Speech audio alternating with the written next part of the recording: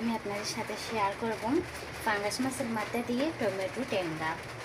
প্রথমে আমি চুলায় একটা পাত্র বসিয়ে তাতে দিয়ে দিলাম পরিমাণ মতো তেল। এবার তেলটা গরম হয়ে এলে আমি দিয়ে দেবো রসুন বাটা।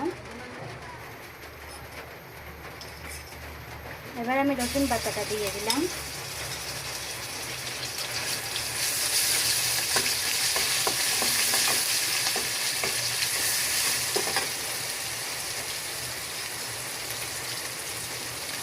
এবার দিয়ে দেবো পেঁয়াজ বাটা।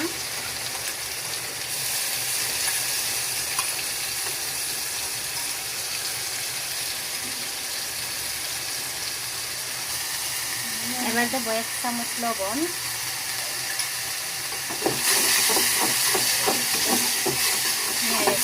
পেঁয়াজটা লাল হয়ে এলে দিয়ে দেবো আমি কেটে রাখা টমেটোগুলো। এবার দিয়ে দিলাম আগে থেকে কেটে রাখা টমেটোগুলো।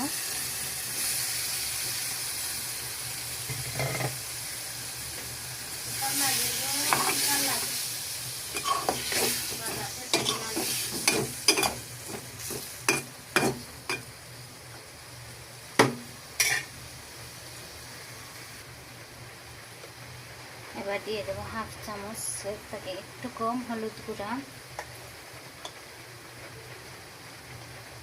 1/2 চামচ মরিচের গুঁড়া,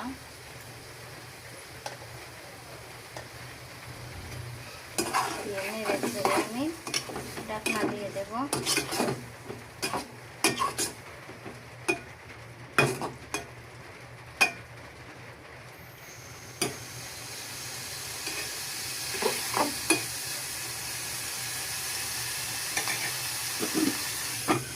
এখানে আমার পানি দেওয়া লাগবে না, একটু পর পর আমি নেড়ে দেব।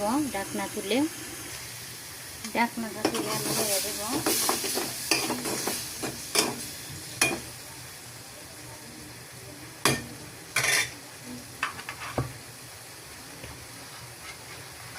ঢাকনা দিয়ে দিলাম।